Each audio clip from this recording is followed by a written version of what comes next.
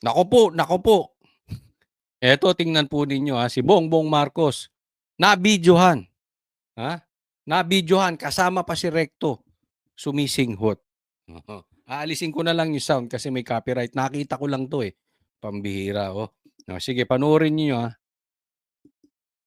O yan, yan na, binuksan na. Oh, bigas. Ano yan, ano yan, ano yan, ano yan binuksan mo, Recto? Bigas ba yan? Cocaine ba yan?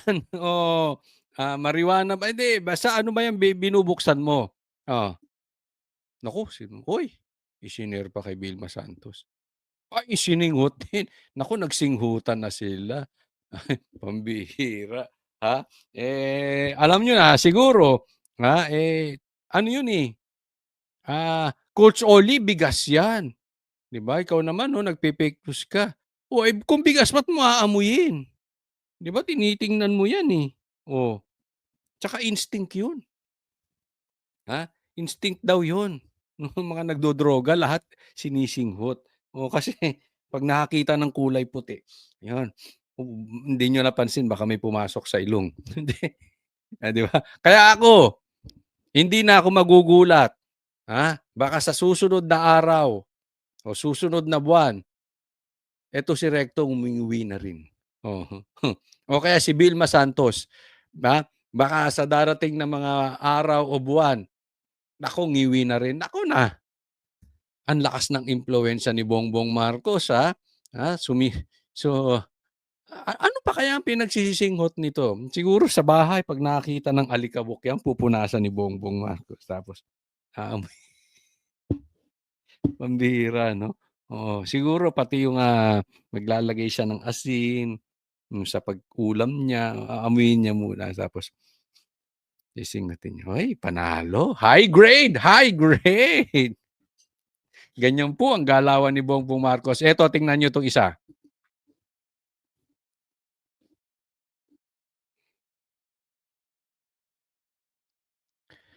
Eto 'yan, tingnan po natin. Eto yung bigas na pinamimigay, okey? So, nag-post po ayan kita niyo naman may blue check. Ito po ay post ni Kong Lebiste.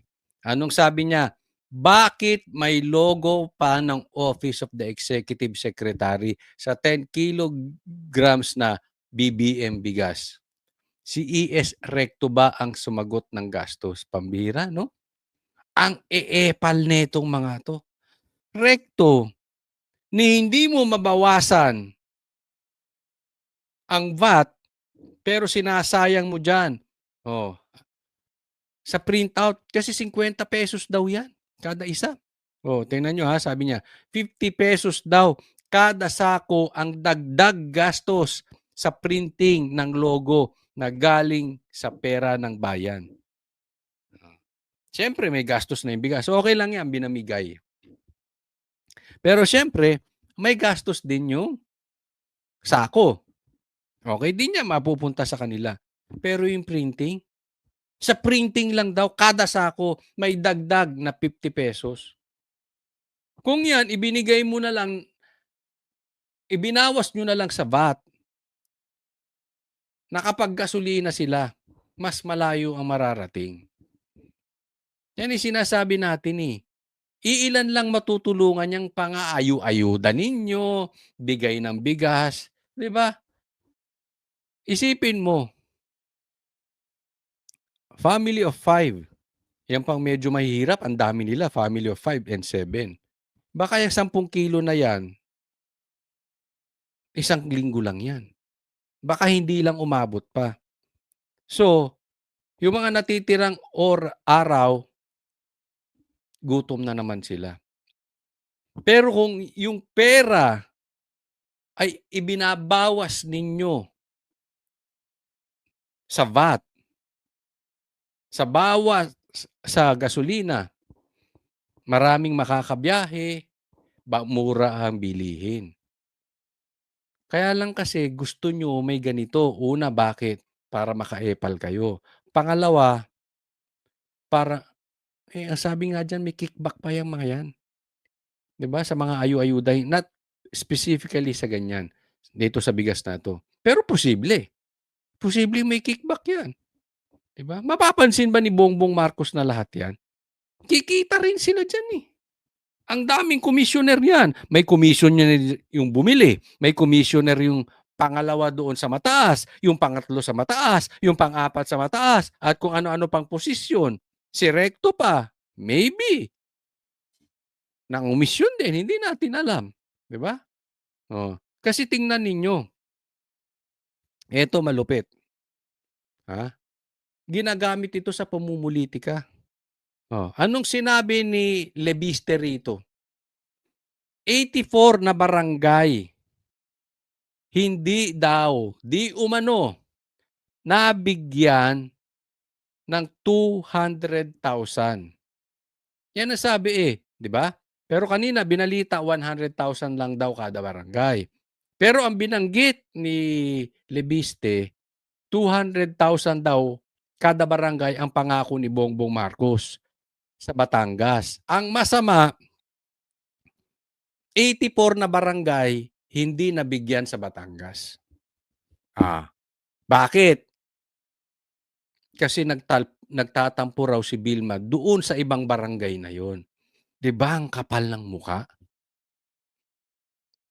Sino kayo para tanggalan ng ayuda yung may mga karapatan namang mabigyan ng ayuda? Ako hindi po ako sang-ayon sa ayuda talaga, ha. Hindi ako sang-ayon diyan. Pero since nangako kayo na magbibigay kayo ng ayuda at yung ibang barangay nabigyan ng ayuda, sino ka, Vilma Santos, para magsabi na wag yang bigyan yang barangay na yan dahil nagtatampo ka? Sabi ni Libiste yan, eh. Oh, 84 na barangay. Kaya nananawagan, yan ang sabi ni Libiste, nananawagan siya, Bongbong Marcos, baka hindi mo alam yan. Hindi lahat nabigyan. At dapat mabigyan yung mga yun. Sa lalong madaling panahon. Ngayon na, now na, wag nyo nang ipagbabukas. Dahil kakalampagin namin kayo, promise. Bigyan yung lahat yan. Promise, sinasabi ko sa inyo. Pag hindi nabigyan lahat yan, araw-arawin ko kayo rito. May favoritism kayo? Kailangan hinihimod ang puwet ninyo para magbigay kayo? Animal kayo. Anong tingin nyo sa sarili ninyo? Hari? Kung hindi kayo magbibigay, wag na kayo magbigay. Pero kung mangangako kayong bigyan nyo lahat, kaaway ninyo sa politika, may tampuhan kayo, wag mong idama yung pagkababae mong tampururut dun sa mga hindi mabibigyan. Loko-loko, eh, no? Ang bihira. Hindi, nagtampo ka lang. Kaya ngayon ang sinasabi ko, eh. Ay, malay natin kanino pa napunta yung 200,000. O 200,000 times 84. O, di ba? Malaki yan, nasa milyon yan. Hmm. Baka sinabi kay Bongbong Marcos, nabigay lahat. Baka napunta sa bulsa. Kung hindi napunta sa bulsa, bigay nyo lahat yan. Ngayon na, ha? Ngayon na. Hindi, yun ang sabi ni Libiste, now na. Pag nag-ingay si Libiste, hindi ko rin kayo tatantanan. Hindi sa paborito ko to si Libiste. Pero alam mo, doon tayo sa tama, eh. Pag naririnig ko may mga ganyang katarantaduhang ginagawa tong gobyerno, bubukas-bukasin ka niyan. Bukas, nasa bulsa na nila yung pera. Kaya kakalampagin natin, araw-arawin natin. Bago pa mapunta sa bulsa. O kung kalalagay lang sa bulsa, ibalik agad. Baka magkalimutan. Yung estate tax ni Bongbong Marcos, sinisingil pa ba? Wala na, eh, di ba? Yan ang mahirap dun. Kaya kailangan pinapaalala yung mga yan. Kami ang boses ng masa, hindi natatakot. Katotohanan lang, di kami nalulunod. Walang bahid ng sismis, lahat ay totoo. Kahit sino ka pa, pag mali ka babanatan ka. Walang pinipili kulay, wala kaming kinikilingan. Basta para sa bayan, kami lalaban. Pag tama palakpakan, pag mali banatan. Di matitinag, di matatakot, para sa bayan tuloy ang sigaw.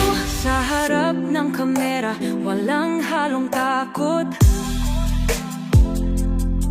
Mga baluktot, lahat kayo'y tutumba. Ang hustisya at totoo, yun lang ang mahalaga. Kahit sinong harang, di kami matitinag. Walang pinipiling kulay, wala kaming kinikilingan. Basta para sa bayan, kami lalaban. Pag tama palakpakan, pag mali banatan. Di matitinag, di matatakot, para sa bayan tuloy ang sigaw. Kung nasa tama ka, ikaw ay aming kasama. Pero pag mali ka, handa ka na bang mabasag? Banateros kami, walang inuunan. Dahil bayan muna, bago ang sarili.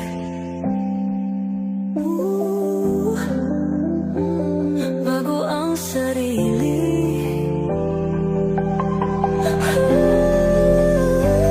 Pag tama palakpakan,